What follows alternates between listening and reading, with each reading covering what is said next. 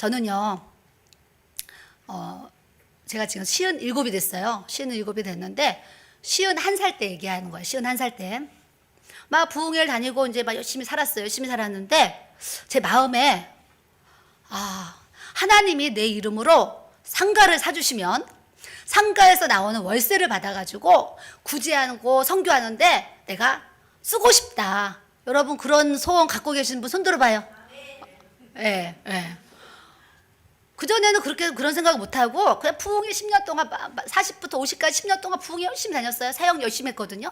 근데 시은 하나 돼가지고 제 마음에 제 이름으로 상가를 사면 이제 이렇게 구제하고 선교하며 살고 싶다. 왜냐하면 저는 어렸을 때 굉장히 가난하게 컸잖아요. 태학을 당할 정도니까 얼마나 가난했겠어요.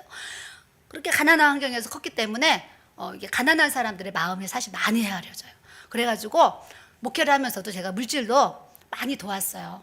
많이 돕고 섬기는데 51살이 되니까 그런 마음에 비전이 생겼어요. 꿈이 생겼는데 우리 목사님한테 여보 나중에 하나님이 물건 주시면 내 이름으로 상가 사줘요. 상가. 그때 목사님이 왜 그래요? 내 이름으로 상가 사주면 거기서 나오는 월세로 나 구제하고 선교하면서 살고 싶어요. 그것이 내 꿈이고 비전이니까 꼭 그렇게 해주세요. 그랬어요. 근데 목사님이 대답을 해요? 안 해요? 안 해요. 왜냐 목사님 앞에 돈이 있는 게 아니니까 현금이. 그래서 뭐 듣진 않아. 근데 대답은 안 하고 듣기만 했어요. 그래서 생각날 때마다 그 얘기를 제가 했어요. 했는데 52살이 됐어요. 52살이 됐고 그 얘기를 또 했어요. 목사님과 잠자리에서도 침대에 누워가지고 그 얘기를 또 했어요. 또 했는데 이제 목사님이 자꾸 새겨지는 거예요. 이제 이렇게 이제 제가 자꾸 반복돼서 얘기하니까. 그래서 새겨지는데 또 그 얘기를 하고서 며칠 뒤에 저희가 이제 부여 수양관이 있었어요. 지금은 이제 매매를 했는데 부여 수양관이 있었는데 그 부여 수양관이 갖고 있을 때 하나님이 저에게 음성을 들려주시기를 너 매월 첫 주 월화수 그 부여 수양관에 가서 매월 첫 주 월화수를 부흥회를 해라 그러셨어요. 박 목사님도 지금 여기 매월 주일날 오셔서 그 한 주간 지금 이제 이렇게 집회를 하신다고 얘기하시잖아요. 저도 주님이 너 매월 첫 주 월화수 부여 수양관에 가서 매월 첫 주 집회를 하라는 거예요. 그래서 제가 그거를 2월 달에 그 음성을 듣고 목사님에게 말씀을 드렸더니 우리 목사님이 목사님 하나님 말씀을 순종해야지. 그래서 2월 첫 주에 부흥회 하러 갔어요. 그래서 첫 주 부흥회를 하고 3월 달에 또 이제 첫 주 부흥회를 하러 갔어요. 가서 또 부흥회를 했는데 두 번째 3월 부흥회 갔는데 성도들이 이렇게 은혜 받으러 오셨어요. 오셔가지고 집회를 했는데 끝나고 나서 여자 집사님 두 분이 저한테 상담을 한대요. 그래서 이제 방에 가가지고 상담을 하는데 이제 한 분이 우리 남편이 감옥에 가 있다는 거예요. 감옥에. 어머 왜 감옥에 가 계세요? 그랬더니 주유소 사장이 바지 사장, 가짜 사장 있잖아요. 바지 사장, 가짜 사장 해주면 월급을 뭐 300만 원인가 준다고 그래가지고 그 말에 미혹이 돼가지고 남편이 명의를 빌려준 거예요. 빌려주면서 주유소 그 바지 사장 하면서 이렇게 300만 원씩 월급 받고 했는데 나중에 보니까 가짜 기름을 주유로 섞은 거예요. 그게 이제 경찰이 이제 이렇게 들켜가지고 경찰에서 와서 이분을 잡아갔어요. 사장이랑 총무를 잡아가서 검사를 받았는데 나는 가짜입니다. 그랬는데 경찰에서 진짜 사장을 불러다가 조사를 다 했는데 사기꾼은 뭐예요? 절대 사기 안 걸리게 하잖아요. 이분은 무죄. 그리고 이 바지 사장이 1년 몇 개월 받고 총무가 몇 개월 받았어요. 받아가지고 두 분이 감옥에 들어갔어요. 그 상황에서 만났는데 벌금이 9억 9천인가 나온 거예요. 벌금이.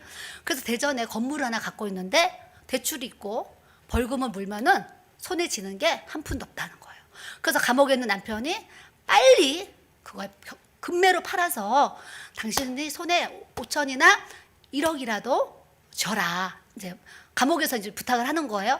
그래서 이분이 막 벼룩시장, 교차로, 부동산 다 내놨어요. 빚을 싹 갚으면 한 5천만 원, 1억을 갚는데요. 그러고서 이제 내놓은 상태에서 저한테 상담을 받으러 왔어요.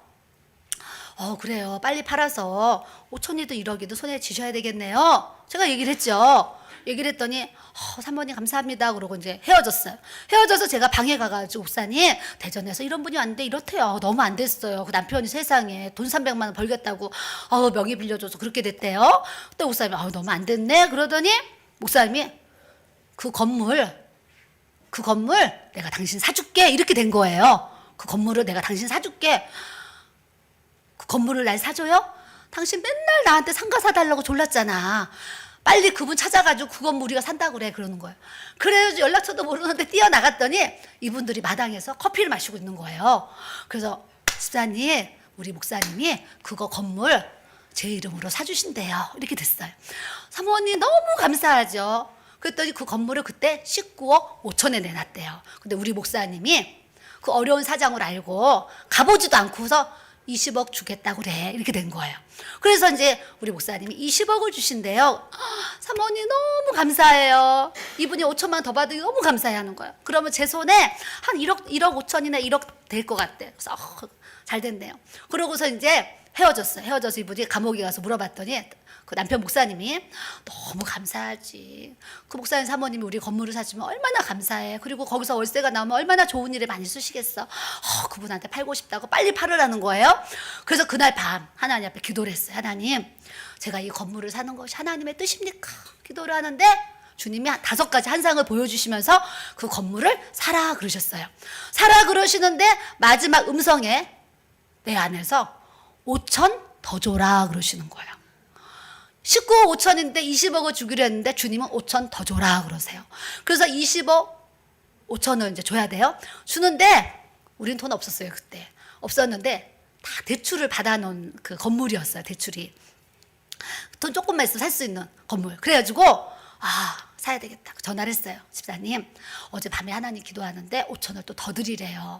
근데 우리 목사님한테 아직 얘기를 못했어요.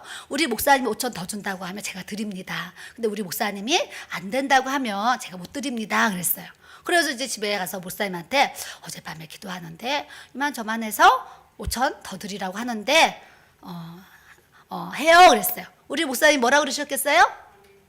우리 목사님이 하나님이 더 드리라고 하면 5천 더 드려야지. 그래서 이분이요 원래 팔 때 19억 5천에 팔려고 했는데 저희가 1억을 더 드리고 20억 5천에 그거를 이렇게 샀어요. 샀더니 남편분이 감옥에서 나오셔가지고 저한테 인사하러 왔어요. 인사하러 와서 너무 감사합니다. 인사를 이제 서로 나눈 적이 있어요. 나눈 적이 있고 그걸 사고 나서 제가 52살에 사서 지금 57이 된 거예요. 됐는데 그걸 살 때는 막 다 공실이었는데 그 건물이 이제 공실이 다 나가가지고 월세가 들어오고 뭐 이자를 내더라도 이제 많은 수익을 하나님이 이제 받게 하셨어요. 그래서 제가 하나님 앞에 약속했잖아요. 하나님 주신 거 구제하고 성교하고 또 지금 성전 건축하니까 건축하는데 이렇게 하나님이 또 그 물질을 이렇게 사용할 수 있도록 은혜를 주셨어요. 은혜를 주시면서 이제 이렇게 살아가고 있는데 제가 사고 나서 한 1, 2년 뒤에 거기가 재개발 발표가 뜬 거예요. 재개발 발표가 떠가지고 대전 은행 1구역 치면 거기가 나오거든요.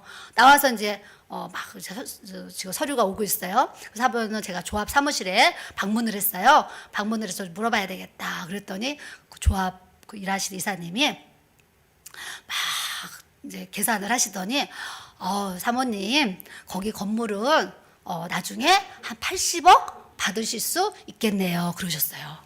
그게 이제 80억이 됐지 70억이 됐지 더 올라갈지 저는 모르지만 그때 당시에 그 조합에서 일하시는 이사님이 지금 상황으로 한 80억을 받으실 수 있을 것 같습니다. 그래서 롯데캐슬이 3,300세대 들어오는데 아파트 2채랑 상가가 10개를 준다는 거예요. 그래서 하나님이 복을 주시려고 하니까 그렇게 남에게 경매로 넘어가는 그런 건물을 받게 하셔가지고 제가 마음껏 이렇게 사용할 수 있는 이 물질의 축복을 저에게 하나님이 부어 주셨어요. 따라하세요. 하나님의 자녀는 하나님의 뜻대로 살아야 하나님의 복을 받는다. 저는요 우리 아들이 2명 있어요. 우리 둘째 아들이 우리 목사님 아들 은총이 있어요. 둘째 목사님 아들이랑 같은 한동대에 다녔어요. 그리고 또 둘이 친구예요. 그래서 너무 신기한 인연이 또 이제 됐는데 우리 아들도 초등학교 때부터 목사님도 막 자녀도 훌륭하게 키우셨잖아요. 저도 우리 아들들 하나님 엄마 따라해. 하나님의 자녀는 애들이 하나님의 자녀는 하나님의 뜻대로 살아야 하나님의 뜻대로 살아야 하나님의 복을 받는다. 따라하겠어요. 따라하세요. 여러분도 따라하셔야 돼. 하나님의 자녀는 하나님의 뜻대로 살아야 하나님의 복을 받는다. 여러분들도 그렇게 살으셔야 되고, 여러분들이 가르치는 양떼들도, 여러분들이 가르치는 자녀들도 모든 이들이 하나님의 자녀가 하나님의 뜻대로 살아서 하나님의 복을 받아야 되는 것을 알려주셔야 될 줄로 믿습니다. 그래서 하나님이요, 이 부를 낳아요. 그 건물을 가졌더니 또 막 그 사연은 너무 길지만 신설동에요, 62평 집을 또 3층 주택을 또 하나님이 또 보게 하셨어요. 사연이 너무 많아요. 커피 마시러 갔는데 오라 그래서 갔다가 하나님이 또 그걸 보여주셨는데 돈이 없잖아요. 근데 그게 이제 가격이 오르니까 이거 건물이 15억에 나왔어요. 3층 주택이 15억에 나와가지고 거기서 대출을 해준다는 거예요. 국민은행에서 대출을 받아가지고 그 집을 전세 보증금 빼고 해서 12억 7천을 받아서 신설동 그 3층 집을 사게 됐어요.